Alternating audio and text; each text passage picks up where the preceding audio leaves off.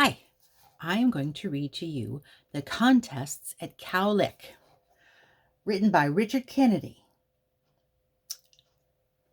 See that tough gang there and that little boy? That's what this is all about. Hogbone and his gang rode into the little town of Cowlick one dusty afternoon when the sheriff and his men had all gone fishing. "If you need us," the sheriff said, "we'll just be a holler up the creek." Well, so when the townsfolk saw Hogbone and his gang coming, they hollered for the sheriff and his men. "Sheriff, help! Hey!"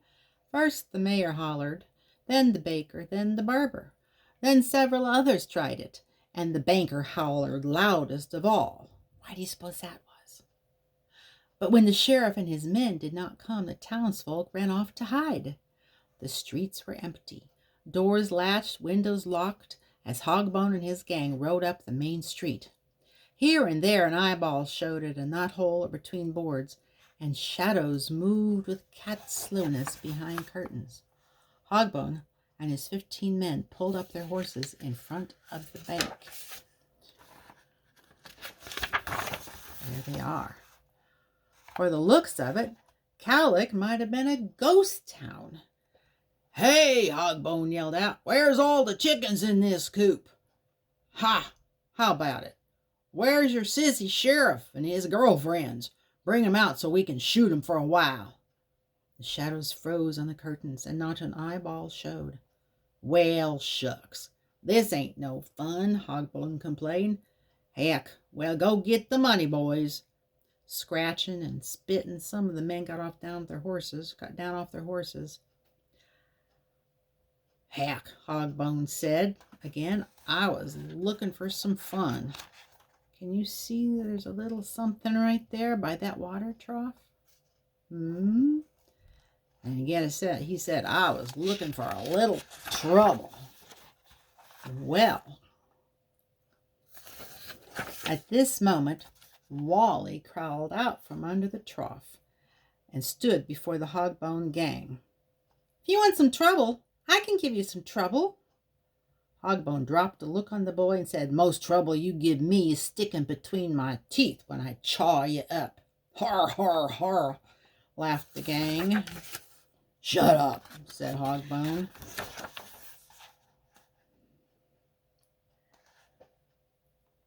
And the boy said, "I'm the fastest runner anywhere around here. I bet I can win a foot race with your 5 best men." "Well, ain't that a pretty howdy-do? I just reckon we might use a little fun," Hogbone called out. "Alligator, black whip, snake bite, gouge eye, crummy. Get down here and do a little leg stretching." So the men got down off their horses, and Wally drew a line in the dust. See that?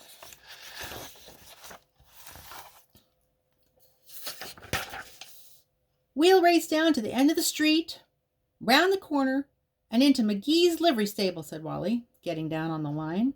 See, he's right there, isn't he? Yep.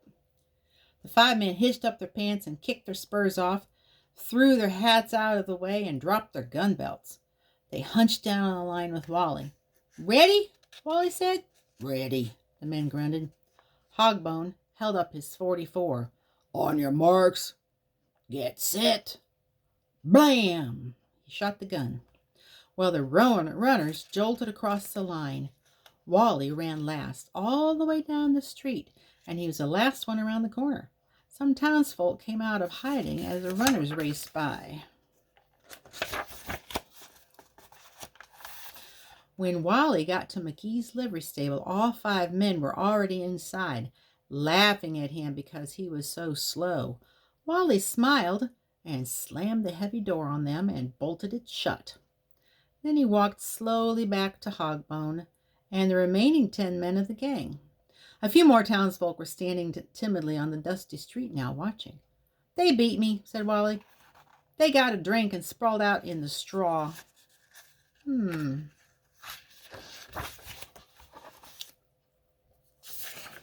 Har, har, har, laughed Hogbone. Har, har, har, laughed his men. Shut up, growled Hogbone. I got a bad start, or I could have beat him, said Wally. So that doesn't count much. But I'll give you another try. Pick 5 men, and I bet I can climb faster than any of them. You're a sassy little mouse, said Hogbone. What you need is a good whooping, and I got the men to do it.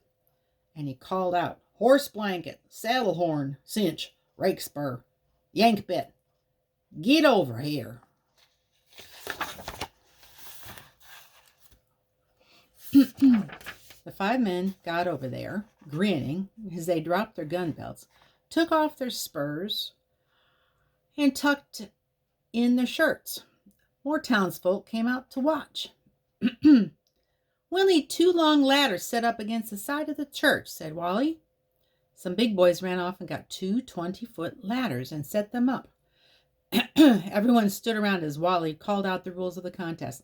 Now, you 5 men go up that ladder, and I go up the other one. And I mean to beat you all to the top and sit on top of the roof of the church first. This ought to be good, said Hogbone. We might even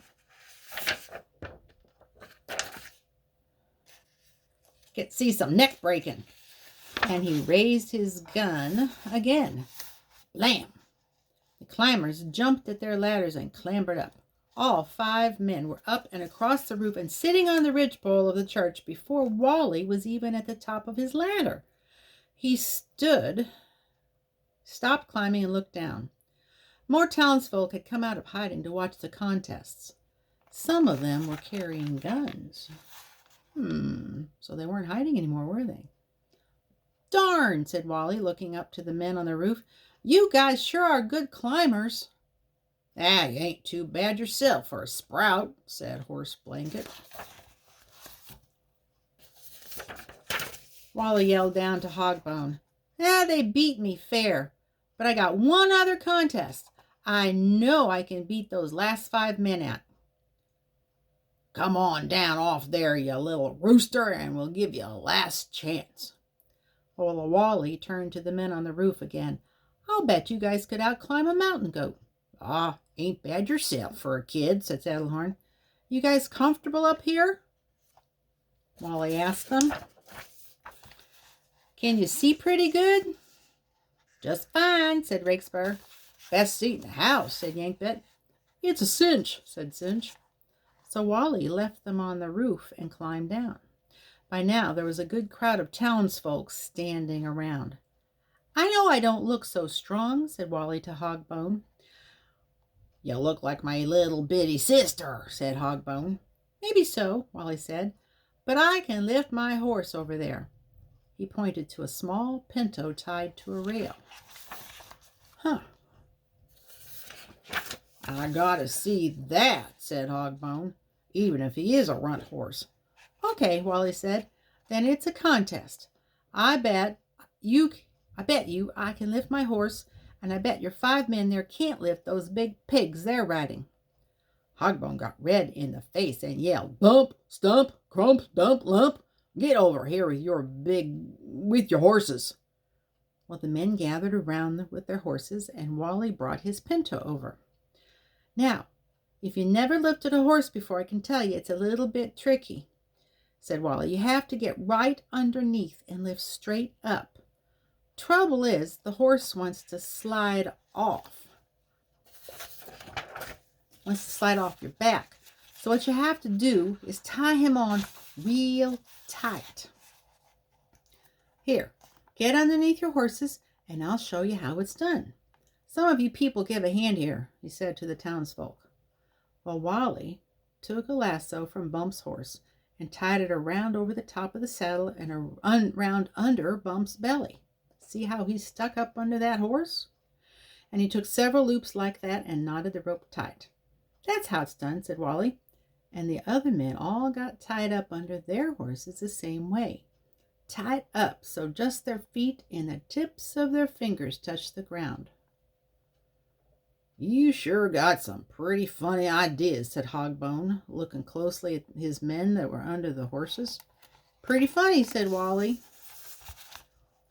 And then he walked over to the church and pulled both ladders away, and they slammed to the ground. "Hey!" Yankbit shouted from the rooftop. "How are we going to get down from here?"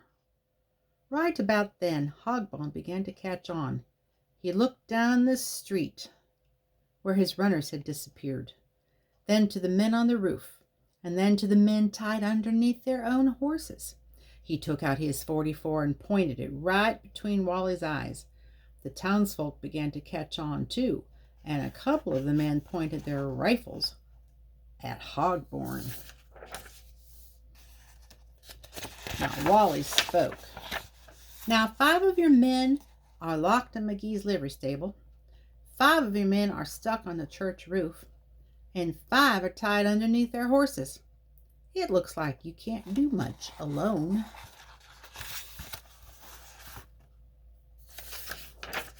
I can... Whoops, 1 second. "I can blow your head off," snarled Hogbone. "Won't do you any good," said Wally, looking around the men with the guns. "See all the townsfolk? My friends here won't like that. Besides, you can have your men back and all the money in the bank if you can holler louder than me." "Holler?" "Har, har," laughed Hogbone. "A hollering contest? You think I got to be boss of this gang for nothing?" "Har, har, har," laughed all his men. "Shut up," shouted Hogbone. The men shut up. "You holler first," said Wally. Hogbone scratched his chin and looked around very carefully. Then he shrugged and stuck his gun back in its holster. "Okay," he said, "give me some air-sucking room." He spread his arms out, and everyone moved back. Then he took a big breath of air and let out a holler. Woo-wah!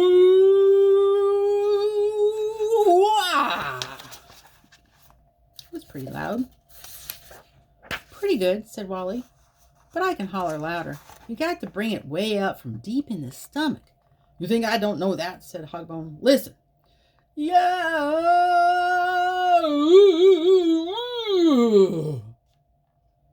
"Not bad," said Wally, "but I can do better. If you took off your gun belt, you could get more air." "That's a fact," agreed Hogbone, and he dropped his gun belt aside. And he tried again. "Hey!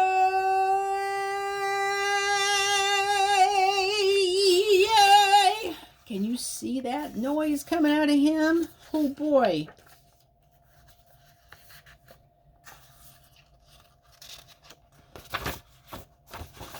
"Well, take off your hat and toss your head back more," Wally suggested.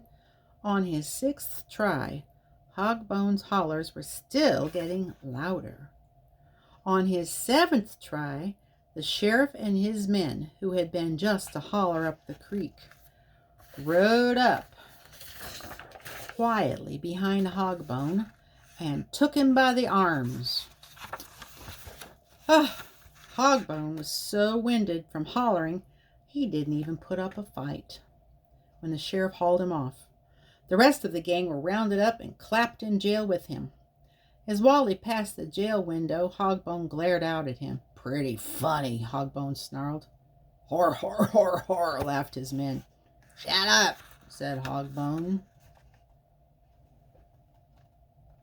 Which one's Hogbone? Oh, I think that's him.